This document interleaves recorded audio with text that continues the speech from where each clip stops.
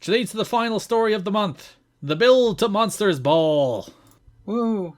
So, Hardy Monty involved Abyss and Raven interfering, which pivoted off into later in that show. Brian Gamble was making his entrance when Raven hit him with a chair. It was meant to be Abyss against Gamble. Raven complains about not being champ. He calls out Jarrett. Was about to hit his catchphrase when Monty attacked him. Abyss came out too. And then the defining part of their feud, they brawled. Yeah, but to be fair, all these brawls ruled, including the explosion brawl. Yeah, because it's just three guys who are big guys who want to fight, and that's cool. I guess the backup here would have been if Monty was going to be in the main event, it would have just been Raven Abyss. Mm-hmm. So, you know, I like all these three being here. I love the Monsters Ball rules. Yeah, so they introduced the Monsters Ball match. It will be Abyss against Raven against Monty. Monty does a promo this month where he seems to suggest Monsters Ball after it's already been announced. He wants credit. Yeah, so there's like a video package that announces Monsters Ball, and then Monty's like, I'm introducing this Monsters Ball idea. Yeah. Hey man, if you can get away with it, do it. The Monsters Ball rules, which they will be locked in a dark room without food or water for 24 hours and then unleashed upon each other, rabid, to tear each other apart. Man, Raven looked awesome in those promos. Oh yeah, and the ones building up or the ones in the room? Both. The ones where he was cutting promos in front of like I don't know, some haunted house extra room looked awesome. And then the ones that looked like a paranormal activity scene looked fucking fantastic. Yeah, they wandered around Universal until they thought they found a Raven-esque room for them to film in. Yeah, good stuff. I really like all the Raven stuff this month. Raven's great. He really is great. He is consistently one of the best things going on these shows. Can't wait for him to win the title. Impact, October 22nd, Monty beat Eric Stevens. Yes, that Eric Stevens in a squash match. I loved it. Crushed him. Hit it twice. Hit the bounce twice. Awesome. I did love when he hit the pounce and pulled him up for the 2 count. The sound guy was thrown off. He played Monty's theme for a second. It's like, ugh. Which actually kind of adds to it. Yeah, because even the sound guy was thrown off. Monty hit another pounce for the win. Monty called out Raven. Did what I believe was meant to be an impression of a raven. Where he's like, "Arr!" I think he was doing a raven. You should have rhymed the cause and done a raven doing raven. Raven does go back to his rhyming promos this month. He hit a real awful one on like the second last show. Where he's like, Mom spaghetti, knees weak, arms are heavy. Like, the man is not a poet. But he doesn't know it. Don't you rhyme. Do not rhyme the rest of this show. There was a bee, you see. No. Lights went out. Raven appears with a straitjacket. Monty pounced Raven. Lights went out again. Abyss had Monty in the shock treatment when they came back up. Monty fought off, but eventually got dropped with it anyway after being distracted by Raven, and security separated them. Yes, sir. Monty, squash again. I like how he gets the most of them. He faces Eric Stevens and Mark Stevens. No relation, because Eric is spelt with a V and Mark is spelt with a PH. Are you a PH guy or a V I'm more of a V guy. I don't respect the PHs. Wow. Disrespect to my uncle. I hate acidity. Raven did the rhyming poem before this about Monsters Ball, and there was the video package before, and it also announced Monsters Ball. It was in a card rundown video. Monsters Ball takes a toll. So Monty comes out with a bag. He pounces and kills Stevens and pins both of them at the same time, stacked on top of each other. Pretty great. He cuts a promo on Monsters Ball. There's a straitjacket and an Abyss mask in the bag. He puts them on Stevens and kills them again. He then calls out Brian Cox of the Best Damn Sports Show.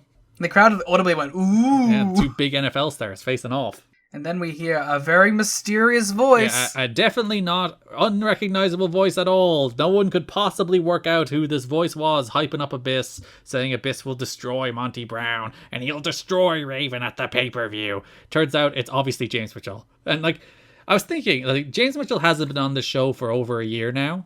Well, not quite over a year. Maybe under a year. What, 7 or 8 months? Was it February or March we last saw James Mitchell? Oh, we saw him under a hood that was never revealed. Yeah, and there was some New Church stuff in, February-ish. So, oh yeah, when The Gathering left. So it would have been February, March-ish, because he managed The Gathering for 2 weeks after in the Raven feud. So we haven't seen him since then. So, benefit of the doubt, do people forget what James Mitchell sounds like? To be fair, I think, some people would have known, but I bet there was a lot of people who didn't put it together straight away. I feel like the announcer should have, though. Yeah. Well, they're playing dumb. No, it's stupid that Mike Tenay and Don West aren't immediately that's James Mitchell. Maybe they didn't recognize. They could have just distorted the voice as well, and this isn't a problem. Maybe leave him alone. No, fix your things. Go home show. Abyss has himself a little black bag, Liam. What could be in that bag? Abyss faces Seth Delay and he beats him with no delay after a black hole slam. He beat him today, not yesterday. There was no delay. He beat him For Seth Delay. anyway. A joke I liked so much I wrote it into the show notes. Abyss pinned Delay again, just cause Monty interrupts. Abyss pours out the thumbtacks and Monty looks rattled. He's like, ooh, pointy.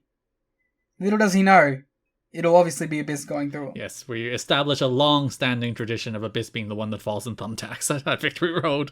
Raven does his promo then. He's in that Universal Studios backdrop, which looks very Raven. He talks about violence. It's awesome. Decency is dead, whatnot, and that the 24 hours it's locked in a room will either bring him clarity or drive him insane.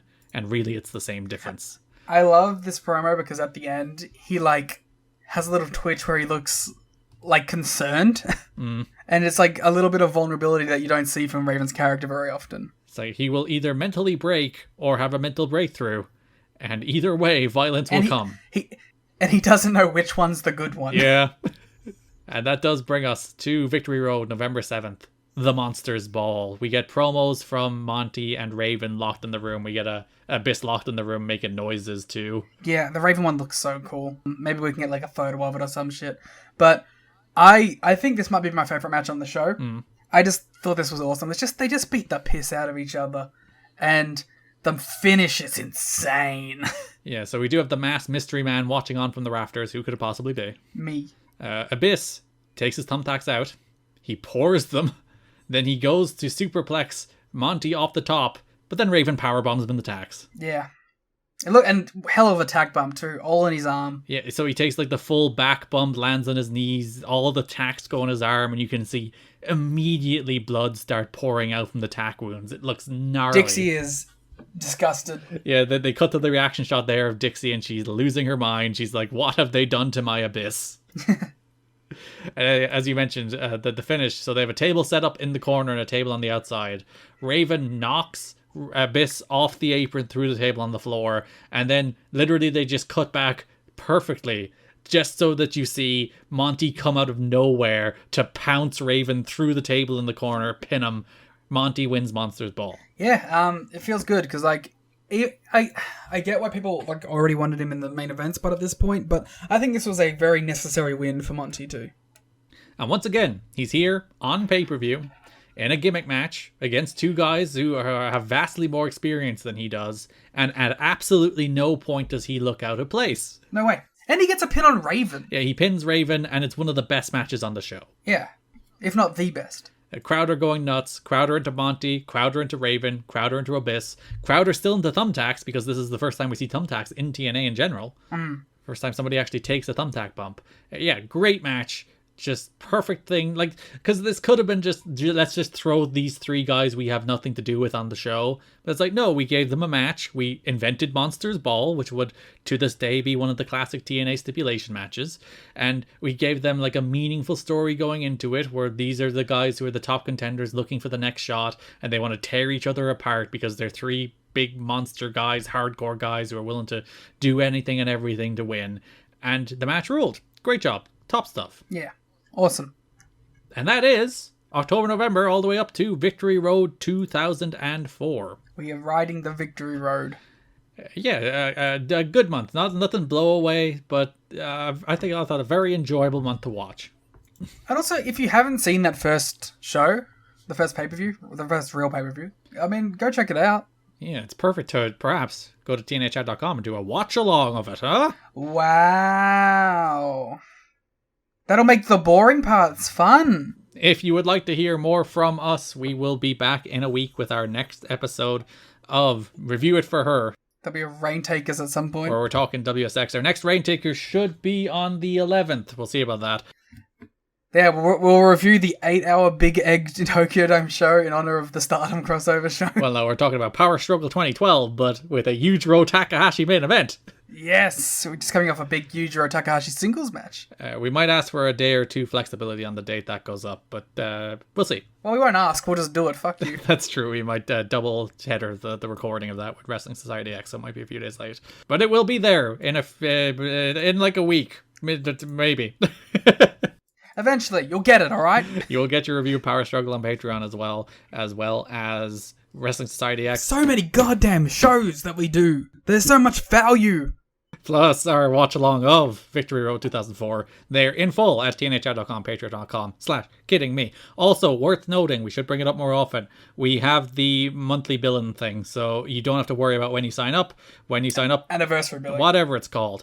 When you sign... Well, monthly billing implies that it was the old version. Whatever, it's the good one. The one that's good for you. Whenever you sign up is when you'll get 30 days, as opposed to the annoying thing where it only rolls over at the start of the month. So you do not have to worry about when you sign up at tnhr.com or patreon.com/kiddingme. Maybe we splice that section into the start where we mentioned Patreon, because this is the end of a 3-hour podcast. Now, I have faith that our listeners will have listened all the way through. You know what? We do get a lot of people talking about the bits where we're like, no one's listening anymore. It's actually funny. You can see the stats, and people only drop off of the plugs at the very end, which maybe we should do a little earlier then, but... Yeah, fuck you guys. Anyone who's listening, you're cool, best friends. Patreon.com/tnhr.com.